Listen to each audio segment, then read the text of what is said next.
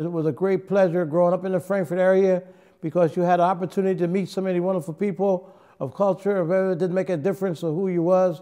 It was just a friendly town during the time I was coming up. And I always enjoyed Frankford because of that reason, that you could always communicate and talk with other people at ease and enjoy yourself having a conversation with them. And had the opportunity of coaching many children from the Frankford area, regardless of who they were. And that also was a great pleasure because you got to know many people through their parents and so on. My dad was a fighter, so I used to learn how to box. I enjoyed that a lot. I had coaches that were great in high school, and I learned not as much as I should have learned through coaching from other coaches because they didn't teach the same thing that I grew up to when I became a coach to teach children. So therefore, I guess my dad was the best coach I could ever have.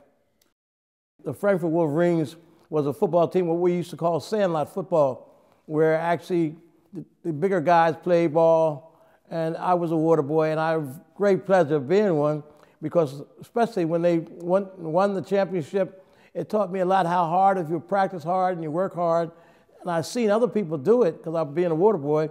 So the Wolverines was a great football team in the Frankford area, and other people came from other areas to play ball with the Frankford Wolverines, which was centered from about 1945 up to maybe 1953. So it was a great thing to have them in the community to go by and to watch other ones play and get you interested in the game. Thankful I got interested in it too much. So I stayed about 45 years. I've been involved with children now in football. And we used to play right there at Northeast Boys and Girls Club where it's at now. We're in a big building for basketball. We played football right on that field right there, and they were what way would I put it? I don't like to use the word white and black, but they were the white children. We know them very well. But we used to play our football games every Saturday there or either down at the where the American Legion used to be at on Head Street. So every week we looked toward playing that as a young kid, 9, 10 years old. And we all knew one another. It was great because we got along so fine. And they used to, when it would get nighttime, we used to play them. We used to laugh because it would get dark, they'd run. They lived right on that street, Gillingham, and they'd run, hit the fence, and go home. That's the end of the game. Not for no particular reason, no fight. That's just the way they ended their game. They go on and hit their little backyard fences and go home. And then next day, we all friends out and going to school together. And they were good stories for me to remember, and I knew most of the gentlemen. And it just knew them as we got older and older. We just got to be knowing one another and always been friends. And I enjoyed that coming up in this area, but that's one of the stories that we can tell as children, that we enjoyed treating other people and doing well with one another. And that was a blessing to me to say, this is the way you were the one to live. Nowadays, it's just people, too many Frankford people and not Frankford people. They're areas they come from that we're not used to that bringing up. Like we were brought up, we had to say Mrs. Jones, Mrs. Smith, or Mrs. whoever, how are you today? Or hello, how you doing? We couldn't walk past people and say nothing. If she's sitting on our porch, you're going to say, hello, Miss Jones, how are you? Or whatever, and going about your business, going home, wherever you're going to go at. So these things made you understand what manners mean. It's like mentoring to your parents when you're out in the street. It means something to say, Mr. Joe, how you doing today? Well, how you doing? How's your dad? How's so-and-so, whatever. This was a great thing. And then we had mothers and fathers.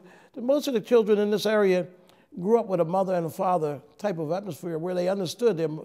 Hey, look, well, I'll tell your dad on you, your dad will whip your butt. Oh, okay, you behave yourself because you're afraid of the fact that your dad is going to scold you or whatever. I'd like young gentlemen to understand to be a good father because he needs you. Well, mothers may do a job, they do it very great, but there's nothing better in the world than having the mother and the father as of someone to guide you through your life. So many people don't have that. So the mother has to do it all, or either a good coach might say, son, look, you can't get in this trouble. So you get opportunity to tell other children sometime that don't have a father that you can help them out. Look, son, don't get in this kind of trouble. So you may help them, you may not. You never know. All you do is put your heart and soul into what they're about and do the best you can and move on. Sports can help, providing that the coaches understand it's more than just football to them. It's a matter of mentoring and make sure that the children get the good knowledge of understanding what it's about, to know how to use your mind and your brains, will say, to make them a better person, where you can teach them better, they can understand better, but they have to be able to think. They have to be able to think about, why is this coach teaching me so many different things? Because I'm here for football, but football is not just something to say I'm going to live by. You want to put things on your mind that you're going to understand for many years to come, such as make sure you finish high school, make sure that you go to college, and do the best that you can in your lifetime, because it's a beautiful feeling and a wonderful feeling, and you can raise your own children when you have them to live that way, and that makes everything the best for everyone. Some children don't have the opportunity or don't take the opportunity to go to church and understand what the church is about. So sometimes it takes another man, like a coach or whatever it may be, to speak to them and let them understand what it means to stay out of trouble, stay out of the jailhouse, and stay out of the drug thing, and understand it. But if you don't understand something and you've never been taught that, that means that you don't know that you don't know. So when you do know, then there's no excuse why you're going to do something wrong. So do what's right and leave what's wrong alone. That's what I would like to say to children. And the story is that so many people get in trouble simply because they don't know that they don't know.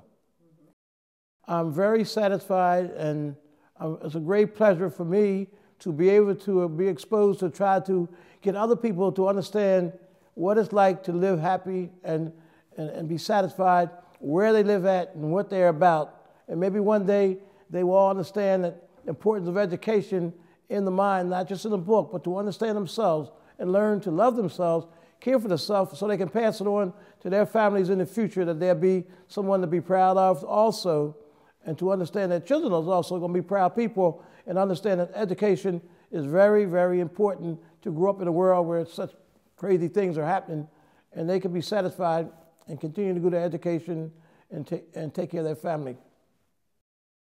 I just want people to realize in some kind of way that Mr. Bill tried to be a gentleman to everyone, a kindness to all children, and a man never stands so tall that he can't stoop to help a child. Unity is beautiful when you can get along with one another and make yourself comfortable where you live at. And this is what I try to do for many of the children, to bring them up that way, that they maybe have the same mindset that I have, and make Frankford something to be proud of. Frankford is proud